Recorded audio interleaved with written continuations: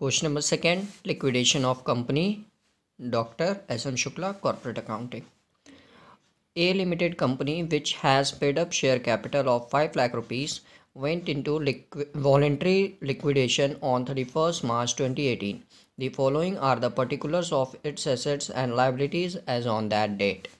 Machinery, inventory and trade receivable which realized their book value at 3,95,000. यानी कि देखिए machine inventory और trade receivable से मेरे को 3,95,000 रुपीज़ मिल रहा है और मेरे पास ऑलरेडी एक कैश बैलेंस पड़ा हुआ है, मेरे पास नहीं एक्चुअली कंपनी के पास पड़ा हुआ है.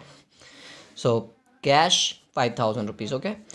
और क्रेडिटर्स लाइबिलिटी देखिए जो मेरी है, क्रेडिटर्स जिसमें 2 लाख रुपए के हैं, 6% debentures carrying a floating charges 2,50,000 and interest accrued thereon for 6 months. यानी कि देखिए 6% का जो डिबेंचर्स है मेरा 2,50,000 रुपये का, इस पर 6% के हिसाब से 6 महीने के लिए जो इंटरेस्ट होता है, ब्याज होता है, वो भी मेरा बकाया है, तो इसकी भी पेमेंट करेंगे. The debentures were paid off with interest up to 13th September 2018, on which date a first and final dividend was also paid to the creditors. Creditors for 25,000 were preferential. यानी कि देखिए जो 2 लाख का ये क्रेडिटर्स दिया हुआ है इसमें से 25,000 आपके प्रेफरेंशियल है, बाकी जो बच जाएंगे वो अनसिक्योर्ड क्रेडिटर्स कराएंगे. Okay sorry. And the rest unsecured. The cost of liquidation amounted 2,500. The liquidator is entitled to 3% on the amount realized. यानी कि देखिए अब लिक्विडेटर को यहाँ रेमुनरेशन देना जो मिलेगा 3% जितने रुपए का वो एसेट्स रियलाइज़ किया है.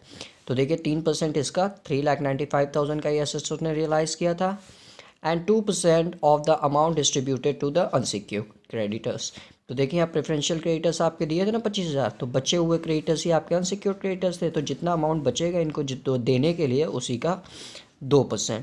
तो इसमें एक देखिए वर्किंग नोट होता है, वो कैसे होगा अभी मैं बताता हूँ आपको. Except preferential creditors by way of his own remuneration. So prepare the liquidator's statement of account. Okay, तो चलिए शुरू करते हैं. तो देखिए क्वेश्चन नंबर सेकंड का सोल्यूशन. सबसे पहले देखिए कंपनी के पास कैश बैलेंस था, तो सबसे पहले उसे लिखते हैं. ओके, सो कैश बैलेंस जो देखिए कंपनी का था 5,000 रुपीज़, और फिर लिक्विडेटर ने देखिए मशीन इन्वेंट्री और ट्रेड रिसीवेबल्स 3,95,000 में रियलाइज़ किया था, तो यहाँ लिखेंगे हम लोग एसेट्स रियलाइज्ड. जो आपका दिया हुआ है 3,95,000. ओके, और फिर इधर जो लिक्विडेशन का एक्सपेंस होता है वो लिखेंगे.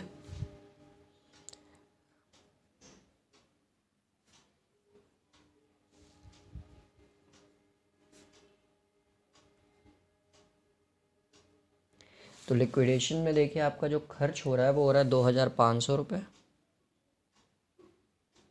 फिर यहाँ लिक्विडेटर का रेमुनरेशन लिखेंगे.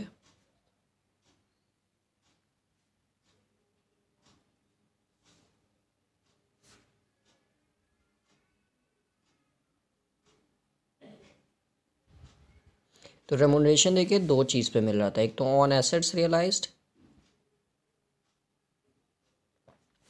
और एक जो आपको मिल रहा था वो मिल रहा था ऑन अनसिक्योर्ड क्रेडिटर्स. इस पे 3% के हिसाब से, इस पे 2% के हिसाब से. तो अभी वर्किंग नोट में इन दोनों को कर लेंगे. और नेक्स्ट देखिए हम लोग जो मेरे डिबेंचर्स होल्डर हैं उनकी पेमेंट करेंगे with interest for 6 months. Okay, so 6% debentures holders. So 2,50,000 तो आपको देने ही देने हैं, साथ ही साथ इनका 6 महीने का इंटरेस्ट, तो वो भी कर लेते हैं. तो चलिए इसके लिए हम लोग वर्किंग नोट यहाँ पे कर लेते हैं.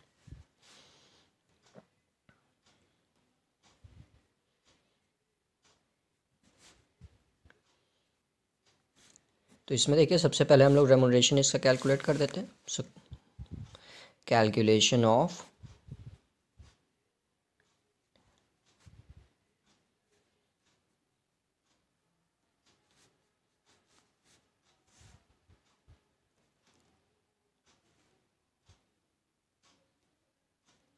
माफ़ करिएगा spelling.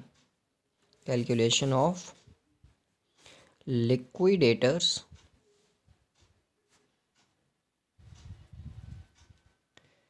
Remuneration.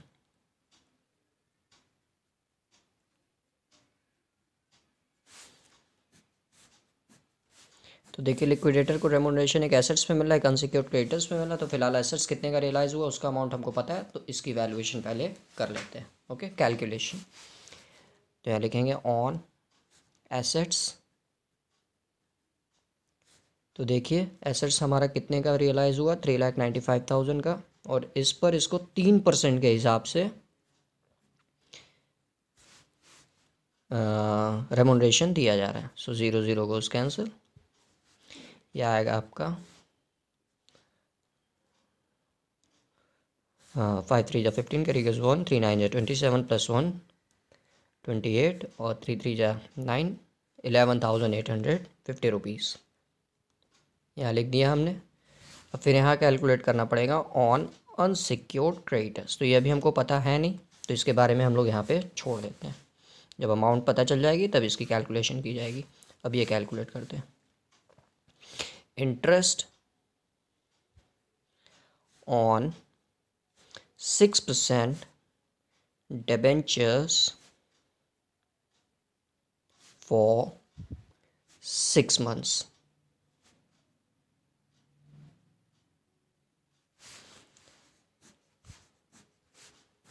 So interest is equal to,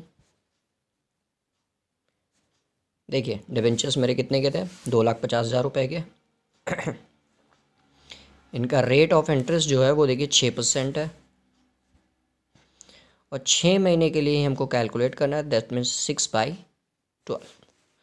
0 0 0 0 cancel, 6 1 जा 6, 6 2 जा, यानी कि ये आएगा हमारा 7,500। ओके, सो ये हो गया हमारा 7,500। ये टोटल अमाउंट हमारी हो गई 2,57,500। ओके, अब जो मेरे प्रेफरेंशियल क्रेडिटर्स हैं, याद रखिएगा प्रेफरेंशियल क्रेडिटर्स, उनकी पेमेंट होगी। तो यहाँ पे हम लोग करते हैं, कितना अमाउंट था इनका, 25,000। Okay, so preferential creditors is equal to 25,000। अब हम लोग पेमेंट करेंगे अनसिक्योर्ड क्रेडिटर्स की।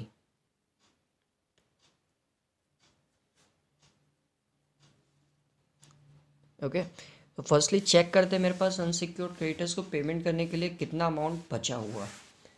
तो ये देखिए, इसके लिए हम लोग पहले इसको टोटल कर लेते हैं। जितना अमाउंट मेरे पास था, 4 लाख रुपए मेरे पास थे, जिसमें से हमने देखिए 4 जगह की पेमेंट की। एक तो लिक्विडेशन एक्सपेंसेस की, दूसरा ऑन एसेट्स पे रेमुनरेशन, तीसरा डिबेंचर होल्डर्स को 2,57,500, और फिर प्रेफरेंशियल क्रेडिटर्स को। तो ये 4 जगह हमने पेमेंट की है। तो इसको घटा, इसमें से इन चारों को घटाने के बाद देखते हैं मेरे पास कितना अमाउंट बचता है। Okay, so wait a second.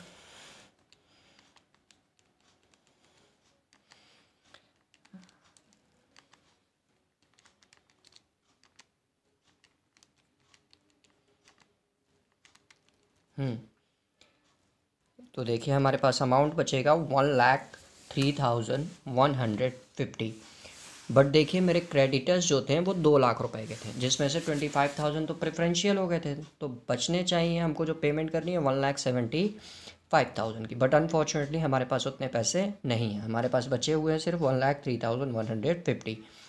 और इसी में से हमको देखिए इसको कमीशन भी देना है लिक्विडेटर को। तो देखिए कैसे कैलकुलेट करते हैं। पहले कितना अमाउंट आपके पास बचा है अनसिक्योर्ड क्रेडिटर्स को देने के लिए, वो लिख लीजिए। तो देखिए हमारे पास बचा है 1,03,150, और इस पे देखिए 2% के हिसाब से हमको इंटरेस्ट देना है। ठीक, इसके बाद हम लोग क्या करेंगे, देखिए हमारा सफिशियंट अमाउंट नहीं है अनसिक्योर्ड क्रेडिटर्स को पेमेंट करने के लिए। तो जब भी आपके पास सफिशियंट अमाउंट नहीं होगा और कमीशन हम लोग कैलकुलेट करेंगे, तो हमेशा याद रखिएगा नीचे 100 में जो भी नंबर ऑफ परसेंटेज दिया होगा उसको ऐड कर देंगे। दैट मीन्स 100 + 2 हो जाएगा ये। सो 102। ओके, अब इस पे जो अमाउंट आएगी वो देखिए इसका कमीशन बन जाएगा। सो ये आएगा आपका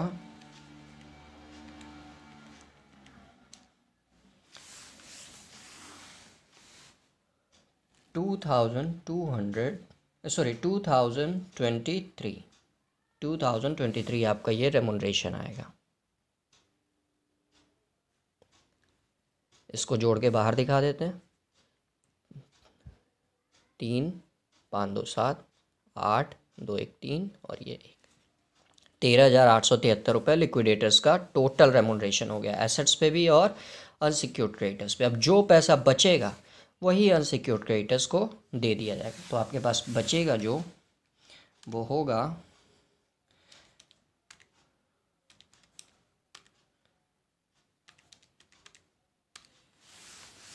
1,01,127 रुपीज़ अनसिक्योर्ड क्रेडिटर्स को पेमेंट होगी, क्योंकि मेरे पास सफिशिएंट अमाउंट ही नहीं था उसको पेमेंट करने के, इसलिए जो पैसा बचेगा वही उसकी पेमेंट हो जाएगी। ओके, अगर किसी को कोई भी डाउट हो इस क्वेश्चन में, कुछ भी नहीं समझ में आया, सो ईज़िली मेरे से पूछ सकता है। Okay, thank you.